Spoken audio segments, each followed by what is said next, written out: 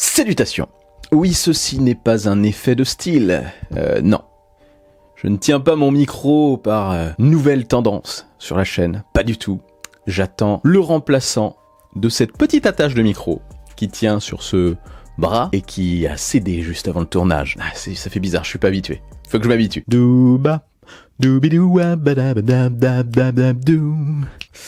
Je souffle une seconde fois. Donc, vous ne l'avez certainement pas loupé, c'est impossible de le louper. Apple a tenu sa conférence destinée à l'ouverture de la WWDC 2025. Donc la conférence destinée aux développeurs et à dévoiler toutes les nouveautés, tous leurs nouveaux OS. Je vous avais déjà fait une vidéo pré-WWDC 2025 en vous disant que j'étais plutôt inquiet. Alors, est-ce que c'est toujours le cas aujourd'hui ?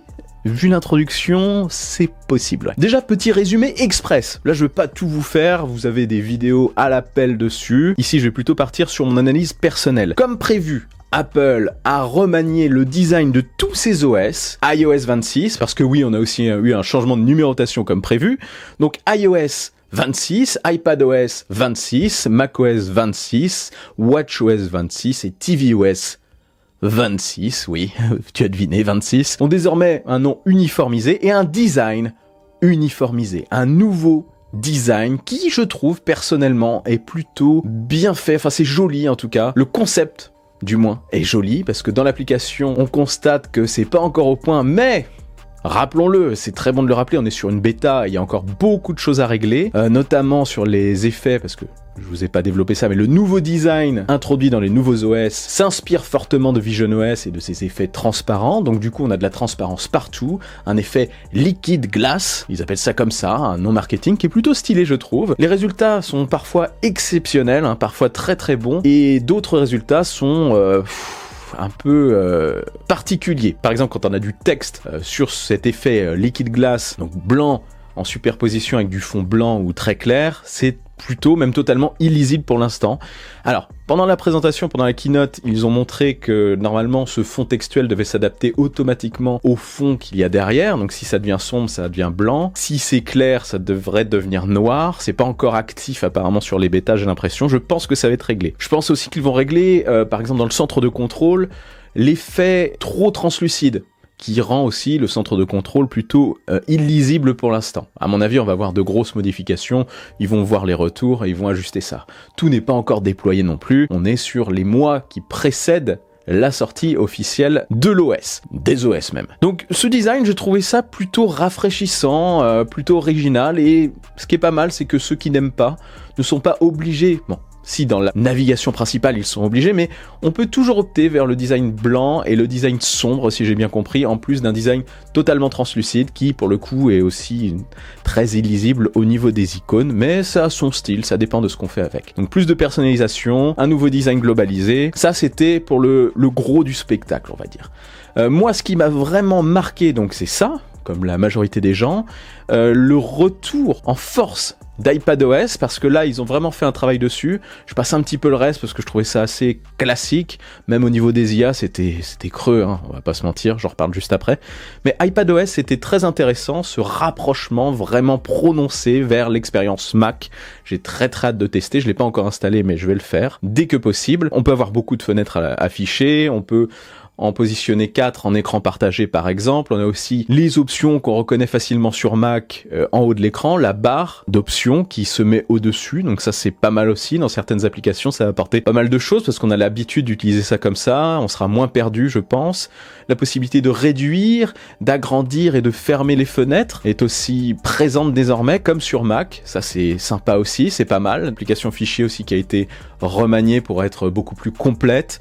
Globalement on se rapproche terriblement de l'expérience Mac et je testerai ça en détail quand la version sera finie en fin d'année et je vous en parlerai évidemment sur la chaîne pour vous dire si on peut enfin remplacer un MacBook Pro par exemple ou un MacBook Air par un iPad Pro ou autre modèle. Un MacBook par un iPad, tout simplement. Donc ça, c'était l'une des bonnes surprises, je trouve, même si on s'y attendait aussi, c'était prévu. Je trouvais que les résultats avaient l'air d'être assez attirants, notamment en branchant l'iPad sur un écran externe, ça peut être sympa. Ça va être beaucoup plus intéressant et beaucoup plus travaillé qu'avec Stage Manager actuel. Moi, je vais pouvoir tester ça avec les lunettes X-Real qui me permettent de générer un écran aussi géant absolument n'importe où. Ça rend le produit beaucoup plus nomade et avec cette nouvelle fonction, ou ces nouvelles fonctions, ça va être très intéressant aussi, je pense. Donc ça, c'était la partie cool. Autre partie très cool, visionOS. Alors là, je pense qu'il y a beaucoup de gens qui ne croient pas en l'avenir de l'Apple Vision Pro, de visionOS, des versions futures. Il faut comprendre que cet OS est là aussi pour préparer l'avenir de la réalité augmentée à travers donc des casques qui sont plus fins, plus abordables et à travers des lunettes de réalité augmentée qui arriveront plus tard, mais le plus tôt possible, je l'espère. Là, on a vu quand même des choses assez intéressantes, des choses qu'ils ont sorties avant Meta, qui avait pourtant annoncé ça il y a longtemps. Je parle des augments. Meta avait présenté ça. Ça permettait de mettre des éléments dans notre environnement et ces éléments devaient rester en position. Au final, on les a toujours pas chez eux. Ils n'en ont même plus trop parlé par la suite. Là, Apple sort les widgets sur visionOS. Donc avec notre casque, on va pouvoir positionner des photos, des fenêtres ouvertes vers une photo qu'on aurait prise, qui peut être transformée avec un effet 3D. Franchement réussi, ça aussi. C'est une nouvelle technologie qui arrive aussi sur tous les produits Apple. Ça, le fait de rendre les images 2D en 3D, enfin de mettre beaucoup de perspectives. Ça, c'est grâce à l'intelligence artificielle, en gros, pour faire simple. C'est similaire aux technologies des nerfs. Mais pour revenir à l'Apple Vision Pro, donc on pourra mettre des widgets un petit peu partout et ils resteront en place même quand on éteindra le casque et quand on le rallumera. Donc votre déco personnelle chez vous, photos, horloge, un cadre avec des albums de musique que vous pouvez lancer en un clic, en un coup d'œil, si je puis dire. Et aussi une belle mise à jour des personas. C'est notre avatar virtuel qui devient de plus en plus réel. Là où c'était un peu cringe à l'origine, même si c'était quand même bluffant, la nouvelle version, j'ai vu quelques rendus aussi chez des gens qui l'ont testé, ça a l'air d'être assez impressionnant. Encore une fois, Meta a présenté ça dans des vidéos de concept, mais c'est toujours pas là. Apple l'a fait. Donc ils vont très vite sur la réalité augmentée, la réalité mixte et sur l'OS de ce casque. Ils n'ont pas du tout abandonné et ça me rassure aussi beaucoup sur l'avenir des produits en réalité augmentée chez eux. Ils sont à mort dessus. Donc, comme je le disais, c'est passé probablement inaperçu chez beaucoup de personnes qui se sont concentrées sur les produits qu'ils utilisent au quotidien. Ça, je le conçois totalement sur iOS, iPadOS, macOS, watchOS, même si watchOS, il y avait vraiment pas grand-chose. tvOS, ça a l'air d'être sympa aussi, ce nouveau design. Bref, on testera ça. Mais visionOS, c'est vraiment la partie que j'ai trouvée marquante. En tout cas, pour moi, qui crois énormément en cette technologie d'avenir. Voilà, ceci étant dit, j'ai un petit peu fait le tour. Maintenant, ce qui m'a chagriné, c'est que comme prévu, comme je l'imaginais, on a eu une conférence. Bon, j'y vais un peu fort, mais entre guillemets, poudre aux yeux. C'est-à-dire que la marque a jugé bon de lancer le changement de design là. Je pense que c'était stratégiquement très bien vu de le faire là parce que ça va faire patienter les gens. Et pour moi, Apple a maintenant un compte à rebours de lancer, un compte à rebours d'1 an concernant l'intelligence artificielle sur laquelle ils rament complètement aujourd'hui. Ils n'ont pas pris le coche, ils n'ont pas pris le virage de l'intelligence artificielle à temps. Ils sont complètement écrasés par les autres. D'ailleurs, tout ce qu'ils ont fait pendant la conférence, c'est dévoiler des fonctionnalités qu'on pouvait activer grâce à ChatGPT ou grâce aux solutions de Google. Donc ils s'appuient, ce qui est bien tant qu'ils ne l'ont pas, mais ils s'appuient sur des solutions tierces et donc se rendent totalement dépendants de ces autres solutions. Voilà.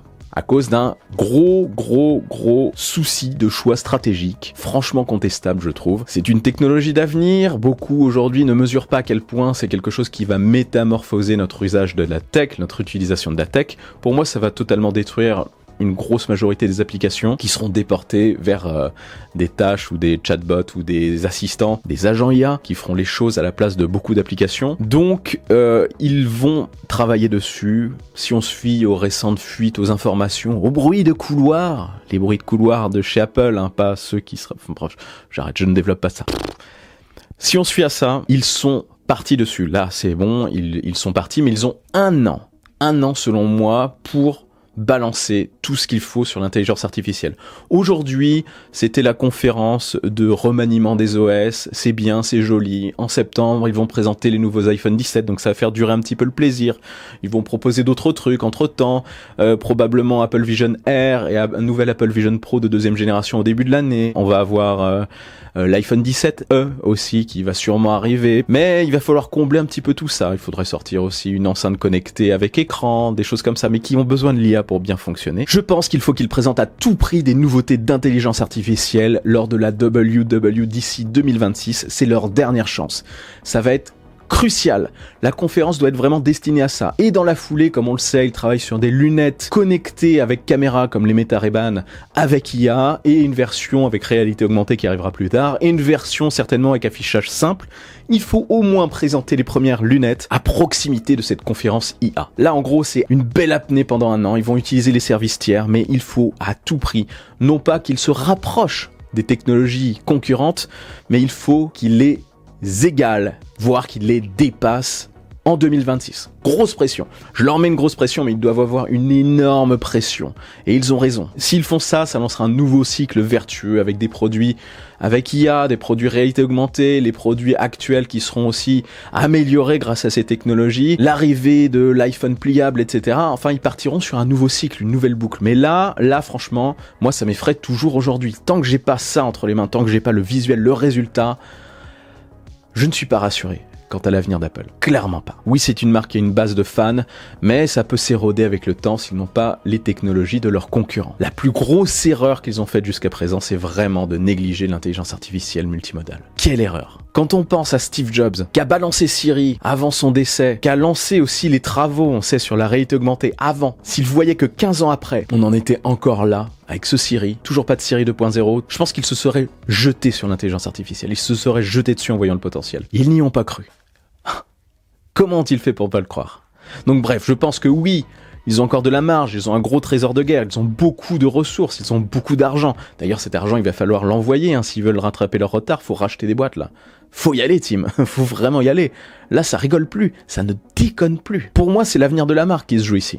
Faut vraiment y aller. Donc voilà, conférence mi-figue mi-raisin, en demi-teinte, le nouvel OS, enfin la nouvelle mise à jour, le nouveau design, je trouve ça sympa, mais il faut vraiment que ça se peaufine parce qu'il y a encore des gros problèmes dans la bêta version 1, bien évidemment, faut revenir plus tard pour voir ça, à la rentrée notamment. Les nouveautés d'iPad, c'était intéressant. visionOS, ça envoie du lourd à mon avis, ça va balancer, mais globalement le reste, voilà. On a eu une mise à jour graphique, on peut résumer ça à ça. Les nouveautés IA qu'on a eues, la traduction instantanée, etc., tout le monde le fait déjà. Donc c'était vraiment une conférence poudre aux yeux. Je m'attendais, comme je vous l'ai dit, à du lourd côté logiciel, mais pour masquer ce retard colossal en termes d'intelligence artificielle. Voilà, je le répète, après Apple aura un an pour rattraper ce retard avant que ce soit critique.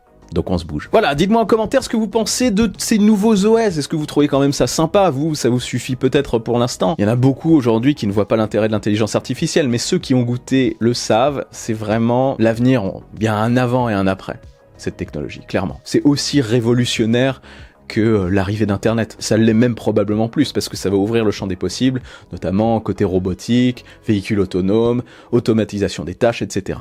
Bref, je repars sur un autre sujet. Voilà, dites-moi ce que vous en pensez en commentaire. Est-ce que vous êtes d'accord avec moi ou pas du tout? Est-ce que vous trouvez ça déjà suffisamment stylé, que la conférence était ouf? J'ai trouvé intéressante la conférence, mais il y avait toujours ce petit côté vide, je trouve, dedans. N'oubliez pas le bon pouce en l'air qui claque, l'abonnement de force. Je suis aussi sur les réseaux sociaux. Vive la technologie, vive le futur, et rêvez les amis.